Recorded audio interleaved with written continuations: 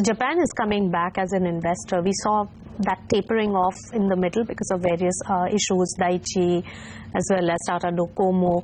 So that really slowed down a bit, but now are they very interested in Indian assets again? So I think it's a combination. I think, of course, some of these transactions, rightly or wrongly, have created a certain kind of an impression with regard to India, which needs to be dealt with in a certain fashion, so to say.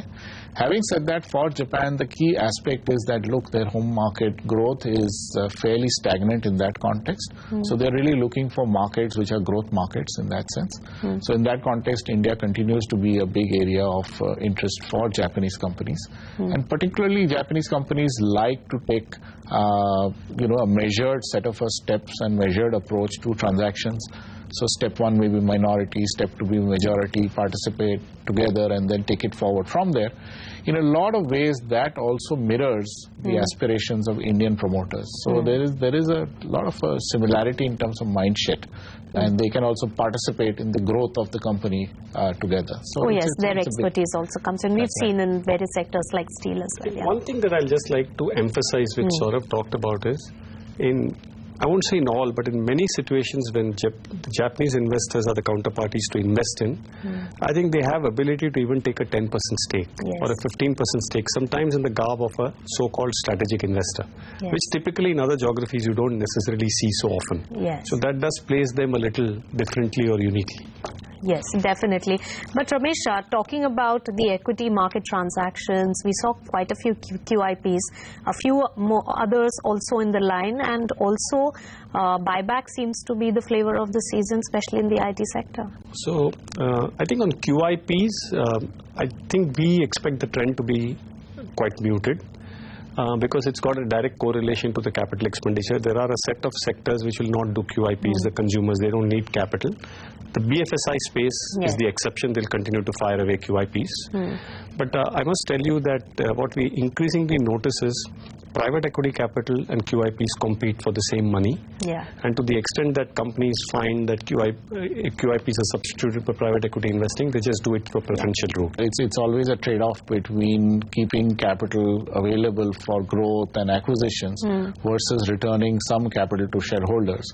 And I think given everything, that's a choice that companies are exercising a little bit more, particularly given a lot of the changes that have happened, particularly in the regulatory environment. So in that context, it's become a much more of an active discussion at this particular point in time. Then, Saurabh, for 2017, what are you focusing on as the main revenue generator? What is it that you would spend most amount of time on? I think we continue to focus on two big segments. One is to say that cross-border transactions inbound into India, and continuing to focus on the domestic acquirers. These are companies that have not necessarily the largest of the large groups, but the large groups in terms of consolidation and growing their business. And the sectors of interest continue to be consumer, healthcare, these would be, and industrials, these would be, and of course financials. These would be the four sectors that we continue to focus on.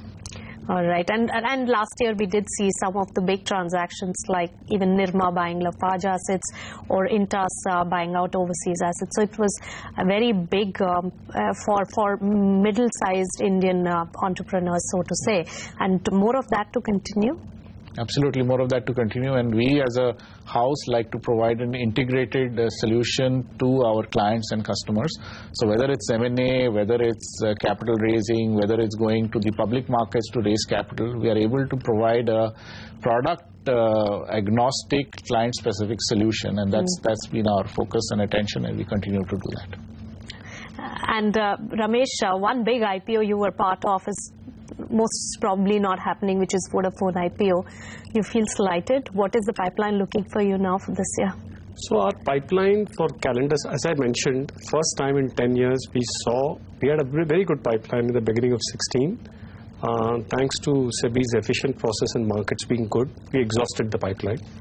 I think our pipeline is good, but we actually, on capital markets IPOs, I want to say that we see the prospects of some very new companies coming to the market. For example, general insurance. We Yes, have not seen. So we are going to see. Then we are going to see more exchanges coming to the market, which I always loved. Yes. Be it an NSE and other exchanges. So these are all high growth, great platforms, many monopoly players. So they're all going to be liked by the market. Of course. So that is one trend. There'll be large IPOs. Yes. They'll also be different and niche. Yes. We continue to see our pipeline consisting of BFSI space. Yes. And in the BFSI space, you saw last year life insurance came. This year more general insurance will come. Yes. So we actually see that mix getting better, different. Yes. There.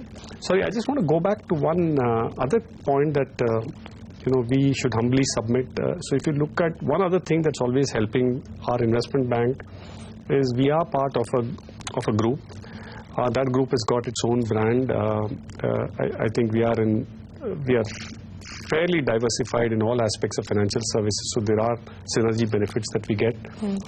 We must not forget to mention that a number of clients reach out to Uday for advice.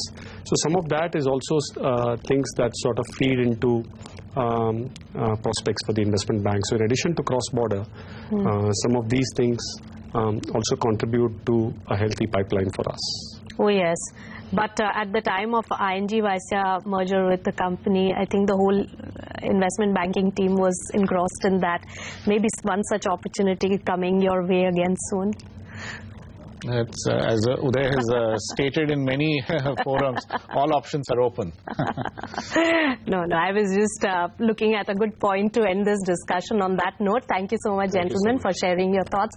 And may 2017 be a good year from the investment banking perspective. Thanks so much for joining us. Thank you so much. Thanks. With that, it's a wrap on this edition of Big Deal. Thanks so much for tuning in.